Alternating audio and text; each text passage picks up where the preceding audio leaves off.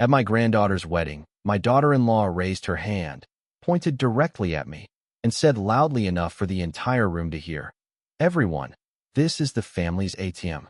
I'm glad you're here. Stay with me until the end, and tell me where you're watching from. I want to know how far this story travels." Weddings are supposed to be sacred, not just because of the vows or the white dress, but because, for one brief moment, a family is meant to feel whole again. That's what I believed. My granddaughter Emily's wedding was meant to be one of those perfect days, the kind you replay in your mind years later and still feel warmth. I woke up that morning with a strange kind of anticipation, the kind I hadn't felt in years. At 72, I don't usually spend much time worrying about how I look. But that day, I did. I chose a soft lavender dress, simple, elegant. My late husband used to say that color made me glow. I took extra time with my hair, carefully setting each curl, smoothing every strand, as if precision could somehow hold everything together. I stood in front of the mirror longer than I should have. "You look just fine," I murmured. But deep down, I think I wanted to hear his voice instead of my own. The ceremony itself was beautiful. A quiet chapel, sunlight pouring through stained glass, painting soft colors across the wooden pews. Emily walked down the aisle glowing, young, hopeful, untouched by the kind of truths that come later in life. My son, Daniel, stood beside her, proud, composed, distant, but smiling. Even Karen, my daughter-in-law, played her part perfectly. She stood near the front, dabbing at her eyes, her expression carefully arranged to resemble emotion. And for a moment, I believed it. I let myself believe that whatever distance had grown between us over the years could disappear, just for today, just for this moment. But moments like that don't last. The reception was held in a grand ballroom, crystal chandeliers, polished floors, tables dressed in soft ivory and roses. Everything was flawless, the kind of place designed to impress. I arrived early. I always do. I've spent a lifetime being the one who arrives first. The one who prepares, who supports, who quietly ensures everything works, even when no one notices. At the entrance, a young woman greeted me with a practiced smile. "Your name, please." "Margaret Collins." She flipped through a stack of place cards and handed one to me without hesitation. I took it casually, at first. Then I looked down, and everything slowed. It didn't say my name. It didn't say grandmother of the bride. Instead, written in elegant, deliberate script, were two words, family ATM. For a second, I thought it was a mistake. My eyes scanned the card again, as if the letters might rearrange themselves into something more reasonable, something less intentional. They didn't. They stayed exactly as they were. "Is there another card?" I asked, my voice calm, controlled. The young woman leaned closer, her expression tightening just slightly. "I'm sorry, that's the one assigned to you." "Assigned? Not an error. Not an accident. Assigned." I nodded. "It's fine." Because what else was there to say? I pinned it to my dress. Carefully, neatly, as if it belonged there. Then I walked inside. The room was alive with laughter, music, conversation, but as I moved through it, I felt something shift. Subtle, almost invisible, but unmistakable. A few glances lingered longer than they should have. A couple of conversations dipped into hushed tones as I passed. And then I heard it. Soft, barely audible, but enough. "Did you see her tag?" I heard Karen plan that. Well, it's not exactly wrong. I didn't stop. I didn't react. I kept walking, each step measured, steady. Years of practice had taught me how to carry discomfort without letting it show. I found my seat, sat down, folded my hands in my lap. Across the room, Karen stood surrounded by guests, laughing easily, effortlessly. Her posture relaxed, her smile bright. Satisfied. That was the word. Satisfied. Our eyes met. She didn't look away. She smiled at me, slowly, deliberately. Not kindness. Not warmth. Recognition. And in that moment, something inside me settled. A quiet clarity. This wasn't a joke. It wasn't harmless. And it certainly wasn't new. This had been building for years. I just hadn't allowed myself to see it. A waiter passed by with champagne. I took a glass, more for something to hold than anything else. The cold stem grounded me. I took a sip. It tasted sharper than I expected. Across the room, Daniel finally noticed me. He lifted a hand in acknowledgement, brief, distracted, before turning back to his conversation. He hadn't said a word. Maybe he hadn't noticed. Or maybe he had, and chose silence. The music swelled. Guests filled the room. Laughter grew louder. For everyone else, the evening unfolded exactly as it should. But for me, something had already broken. I sat there, surrounded by people, wrapped in noise and celebration, and felt completely invisible. I didn't remove the card. I didn't confront anyone. I didn't ask for explanations that would only come wrapped in excuses. I let it stay, right where they had placed it. Because sometimes, the truth doesn't come from what people say. It comes from what they're comfortable showing the world. And as those two words rested against my chest, heavier than they should have been, I realized something else. If this is who they believe I am, then it's time I see them for who they really are. And for the first time that evening, I stopped trying to belong. I sat there longer than I needed to. The card rested against my chest, light as paper, but it felt heavier with every passing second. No one said anything to me directly. That was the strange part. They didn't have to. It was in the way people looked. Quick glances, then away, then back again, just long enough to read the words pinned to my dress. Some smiled politely. Some didn't bother. I picked up my glass again, holding it steady, even though I had no intention of drinking more. My hands had learned that trick years ago. Stay occupied, stay composed, give people nothing to study. I like your dress, a woman at the table beside me said. Her voice was kind. Careful. Thank you. I replied, offering a small smile. She hesitated, her eyes flicking down, just for a moment, to the card, then back up again. That was all it took. The silence between us stretched, thin and uncomfortable. She turned away first. I didn't blame her. Across the room, laughter erupted near Karen's table, louder than before, sharper. She was telling a story, animated, confident, the center of attention, exactly where she liked to be. Every now and then, her eyes drifted in my direction, not long enough to be obvious, but long enough to be intentional. She was checking, making sure I had seen it, making sure I understood. And I did, more clearly than ever. I looked around the room slowly this time, not as a guest, not as a grandmother, proud of her granddaughter, but as someone observing something from the outside.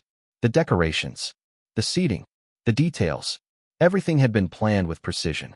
Nothing here was accidental. Not the flowers, not the music, and certainly not that card. A quiet realization settled in. This wasn't just a moment. It was a message. And messages like that don't appear overnight. They're built, layer by layer, year after year. I thought about the holidays I wasn't invited to, the calls that stopped coming, the decisions made without me, but somehow always involving my money. At the time, I had told myself it wasn't personal, that people were busy, that families change. But sitting there now, with that label pressed against my chest for everyone to see, it felt different, clearer. I wasn't being forgotten. I was being used. And worse, I had allowed it. I set my glass down carefully, smoothed my dress again, and for the first time that night, I didn't feel embarrassed. I felt awake. Because humiliation fades. But clarity? That stays. And once you see things clearly, you can't go back to pretending you don't. I didn't look at Karen again after that. Not because I was avoiding her, but because I no longer needed to. Once something becomes clear, you stop searching for more proof. You start recognizing patterns instead. And that night, sitting quietly at that table, I began to see them, one by one. A man across from me leaned slightly toward his wife, whispering something behind his glass. She pressed her lips together, trying not to react, but her eyes flicked toward me, then down to the card, then away again. I didn't hear what he said. I didn't need to. A few minutes later, someone else approached their table. Another glance, another quiet comment, another ripple of restrained amusement. It moved through the room like that. Not loud, not obvious, but steady, controlled, intentional. I sat still, letting it pass through me instead of fighting it. Because the truth was, this didn't start tonight. Tonight was just the first time it was visible. I thought back to last Christmas. I had sent gifts early that year, wrapped carefully, labeled for each of them. I even included a handwritten note for Emily, something personal. I never got a call, not even a message. Weeks later, I saw photos online. Everyone gathered, smiling, opening presents. Mine weren't there.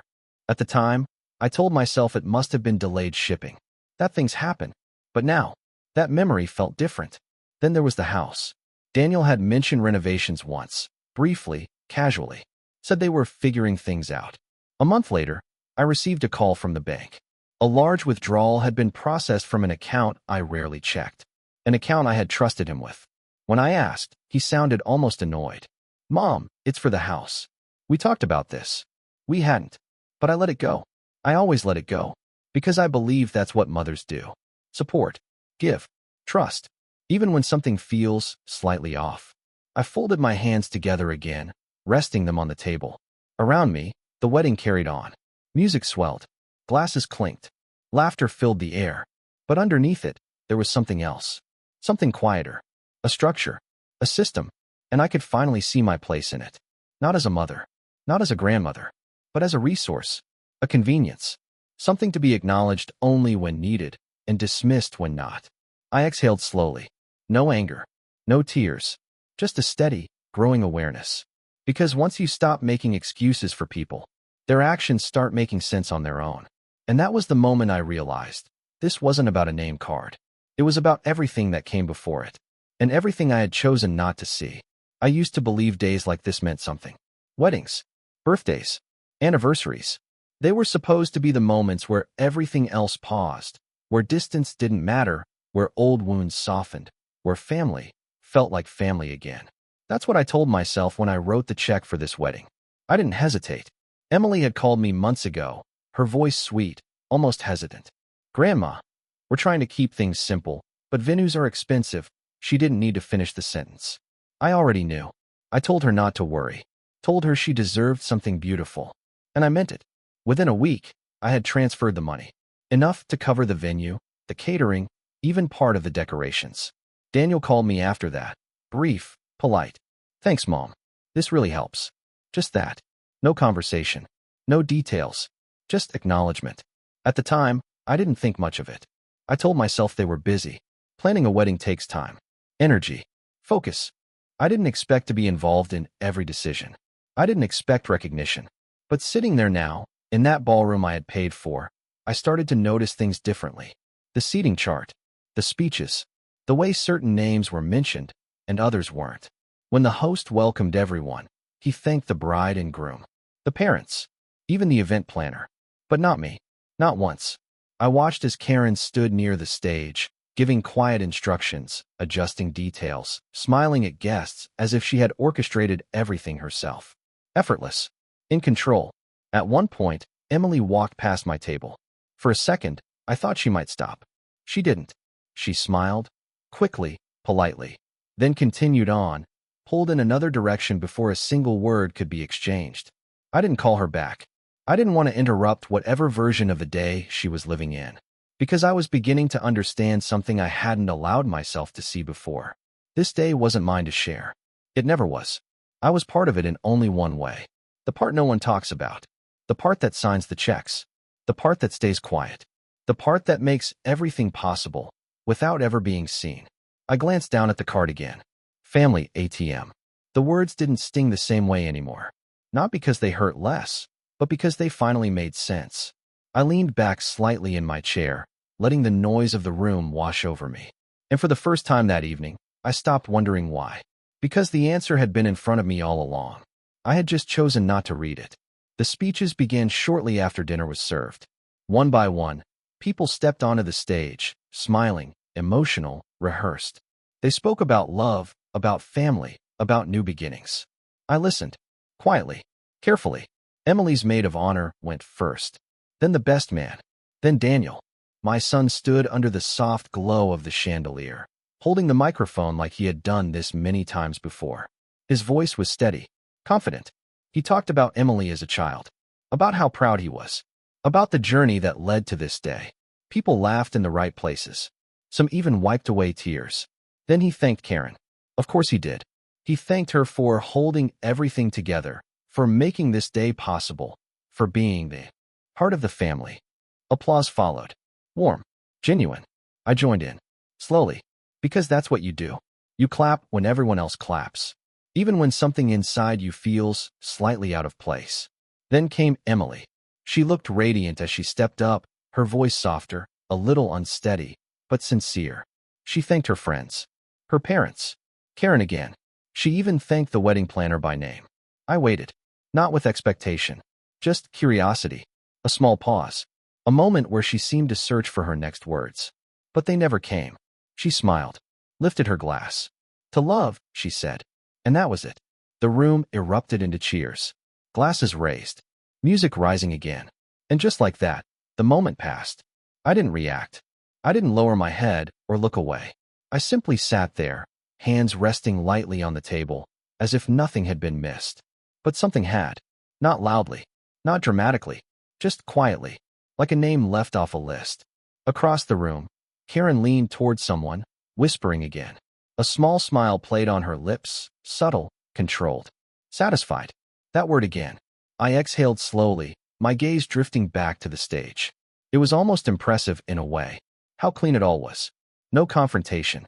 No raised voices. No scene. Just omission. Just silence. And sometimes, that's all it takes. Because being erased doesn't require force.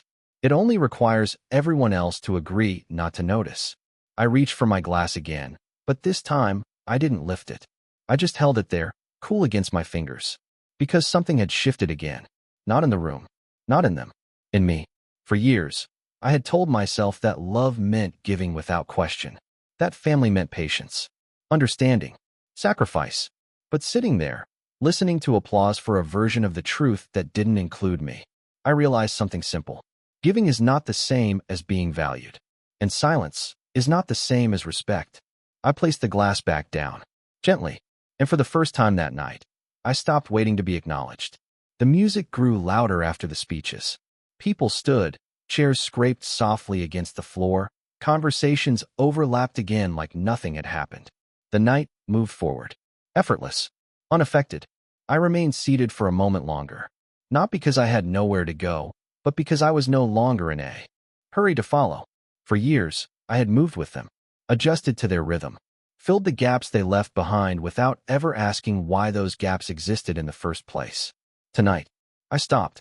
I watched instead. Karen walked past my table, her hand brushing lightly against the back of a chair as she passed. She didn't look at me this time. She didn't need to. The message had already been delivered. Clear. Public. Final. A few guests made their way to the dance floor. Laughter rose again, lighter now, almost careless. Emily and her husband shared their first dance under soft golden lights. Applause followed, warm and full. I smiled. Not for them, but for the version of myself who would have believed this moment still included me. A waiter approached quietly. "Would you like anything else, ma'am?" I looked up at him. For a second, I almost said yes. Out of habit. Out of politeness. Then I shook my head. "I'm fine. Thank you." And for once, that answer was honest. Because I didn't need anything from this room anymore. Not acknowledgement. Not explanation. Not even kindness. I placed both hands on the table and slowly stood up. No one stopped me. No one asked where I was going. Not even Daniel. He was near the dance floor now, smiling, talking, completely at ease in a space that suddenly felt very far from me. I adjusted my dress. Smoothed it down the same way I had done earlier. But this time, it wasn't about appearances. It was about closure. As I began to walk toward the exit, I could feel it again, that subtle shift in the air. A few eyes followed me. Not curious. Not concerned. Just aware. The woman with the card was leaving. And that was all I was to them. I reached the edge of the ballroom and paused briefly, my hand resting against the cool surface of the door. Behind me, the music continued. The laughter. The celebration. Unchanged. I didn't turn around. Because there was nothing left to see. Only something to understand. I had spent years trying to hold on to a place that no longer existed. Tonight didn't take it away. It simply showed me the truth. And truth, once seen clearly, doesn't ask for permission to stay. I opened the door and stepped out, not in anger, not in sadness, but with something far quieter, something steadier. For the first time in a long time, I walked away without looking back. The hallway outside the ballroom was quiet. Too quiet. The kind of silence that doesn't exist inside celebrations. No music, no laughter, just the soft hum of air conditioning and the distant echo of a life continuing without me. I walked slowly, my heels softer against the carpet now. Each step felt lighter. Not because the night had been easy, but because something had finally been set down. I reached the lobby and paused near the large glass windows. Outside, the city lights stretched endlessly, glowing against the dark sky. Cars moved. People passed. Life continued, indifferent to what had just happened inside that room. I stood there for a moment, looking at my reflection in the glass. The lavender dress, the carefully styled hair, and still pinned to my chest. Family ATM. I looked at it one last time. Not with confusion, not with hurt, but with understanding. Then, slowly, I reached up and removed it. The pin slipped free easily. The card came away without resistance. Just like that. I held it between my fingers for a second, feeling how light it really was. Strange. Something so small had carried so much weight. I folded it once. Then again, not out of anger. Just finality. A quiet ending to something that had lasted far too long. Behind me, the elevator doors opened with a soft chime. A couple stepped out, laughing, still caught in the glow of the celebration upstairs. They didn't look at me, and I didn't expect them to. I dropped the folded card into the nearest trash bin. No hesitation, no second thought, because I didn't need to carry it anymore. Not physically, not emotionally. I pressed the elevator button and waited. For years, I had waited for different things. For calls that never came. For invitations that never arrived. For acknowledgement that was always just out of reach. But this time, I wasn't waiting for them. I was waiting for myself. The doors opened. I stepped inside. As they closed, the noise from the wedding disappeared completely. Gone. Just like that. I leaned back slightly against the wall, letting out a breath I didn't realize I'd been holding. Not heavy, not shaky, just steady, because something had changed.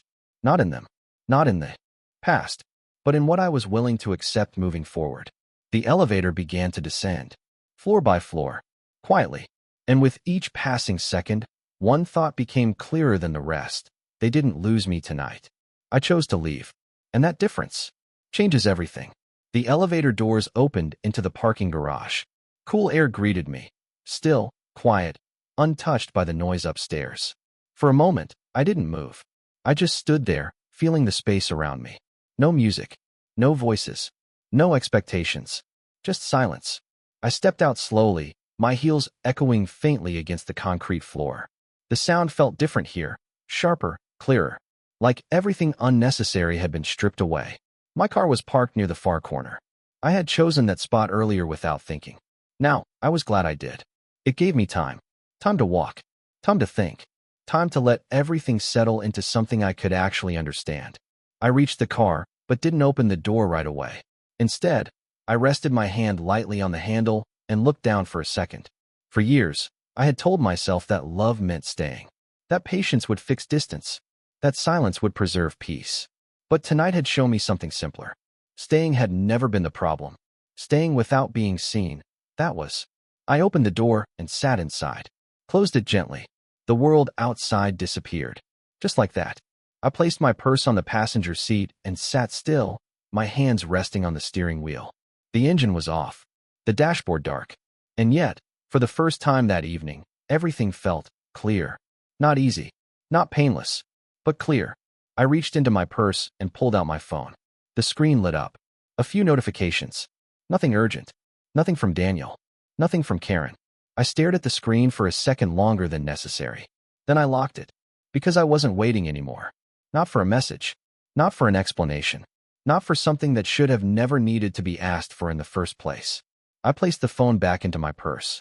Took a slow breath. Then another. And finally, I started the engine. The sound was steady. Familiar. Real.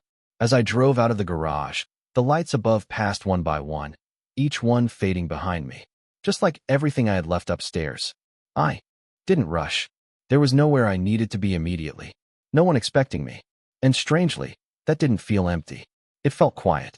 Honest. I reached the exit and paused for a moment before turning onto the road.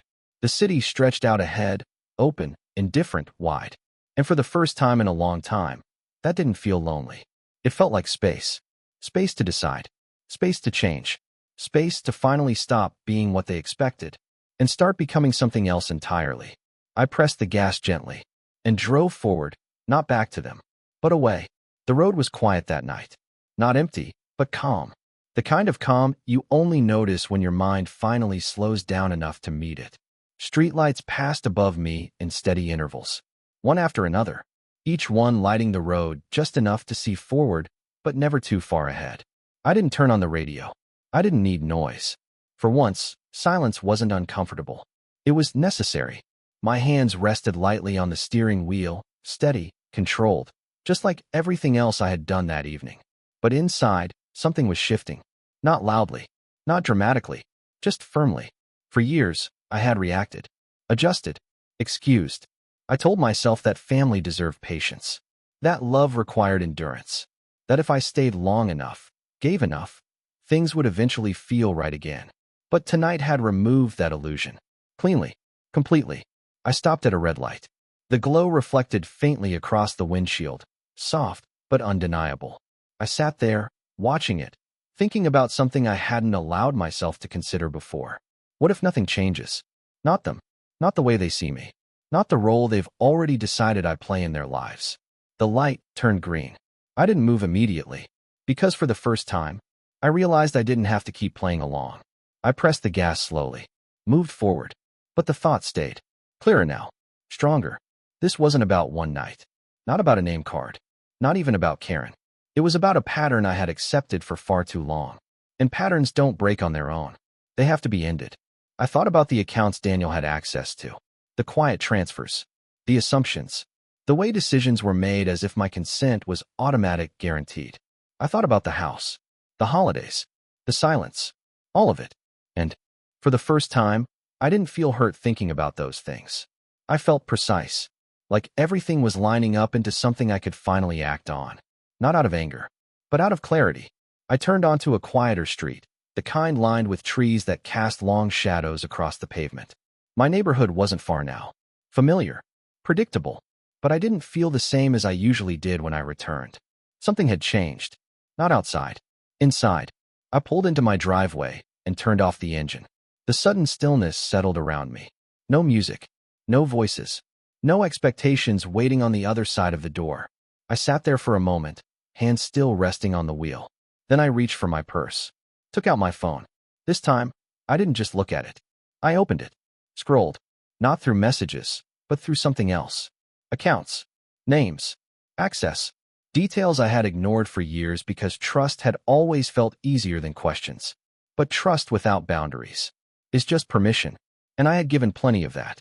I locked the phone again, set it down beside me, took a slow breath, then another, because what came next didn't need emotion. It needed decision. And for the first time in a long time, I was ready to make one. I didn't go inside right away. The house sat quiet in front of me, just as I had left it that morning. Nothing had changed, but I had. I picked up my phone again. This time, there was no hesitation, no second guessing. I opened my banking app and logged in, my fingers moving slowly but deliberately.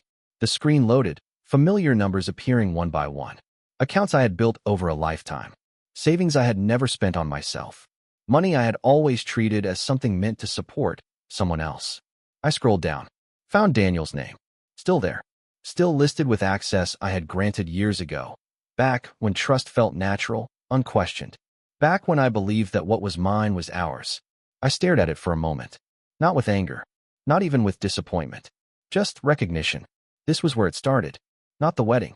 Not the card. But here. In quiet permissions. In signatures I didn't think twice about. In the belief that love meant open doors with no locks. I tapped the screen. Options. Appeared. Simple. Clear. Remove access. The words didn't look dramatic. They didn't need to. I rested my finger there for a second. Just long enough to understand what it meant. This wasn't punishment. It wasn't revenge. It was a boundary. One I should have set a long time ago. I pressed it. A small confirmation window appeared. Are you sure? I exhaled slowly. Then tapped again. Yes. Just like that. His name disappeared. No noise. No reaction. No one arguing. Just gone. I sat back slightly in my seat, phone still in my hand. Nothing felt different around me. The street was still quiet. The house still dark. But something inside me had shifted into place. Clean. Final. I didn't stop there. I checked the other accounts. Adjusted what needed to be adjusted. Closed what needed to be closed. Not quickly. Not emotionally. Carefully. Because this wasn't about taking something away. It was about taking responsibility back. For years, I had given without limits. And tonight had shown me exactly where that led. I locked my phone and set it down. My hands rested in my lap now, still steady. No shaking. No doubt. Because once a line is drawn clearly, you don't question it. You don't explain it. You simply respect it. I looked at the house again. Same walls. Same door. Same life waiting on the other side. But it didn't feel the same anymore. Because the woman who had walked into that wedding would have hesitated, would have waited, would have wondered if she was overreacting. But the woman sitting here now didn't. I opened the car door, stepped out, and for the first time that night, I wasn't walking away from something. I was stepping into control. The house was quiet when I walked in. Not the kind of quiet that feels empty. The kind that feels untouched. I placed my keys on the table near the door, the soft sound echoing slightly in the stillness. For a moment, I just stood there, taking it in. Same walls, same furniture, same life. But it didn't feel like something I had to return to anymore. It felt like something I finally owned again. I moved slowly through the living room, turning on a single lamp. Warm light filled the space, soft and steady. No noise, no tension, no one waiting for anything from me. I set my purse down and sat on the edge of the couch. For years, this house had been a place of giving. Phone calls, visits, requests. Everything seemed to pass through here at some point. And I had always answered, always opened the door, always said yes. My phone buzzed suddenly. I looked down. Daniel. I didn't pick it up. It rang once. Stopped. Then again. I let it. Not out of spite. Not to prove anything. Just because I no longer felt the need to respond immediately. The third time, it stopped quicker. A message followed. Mom, did something happen with the account? I read it once. Then again. Simple. Direct. Not, are you okay? Not, where did you go? Just the account. I set the phone down beside me. Screen facing down this time. Because the answer was already clear. They had noticed. Not my absence. Not the way I left. But the change. The boundary. I leaned back slightly, resting against the couch. No anger came. No satisfaction either. Just confirmation.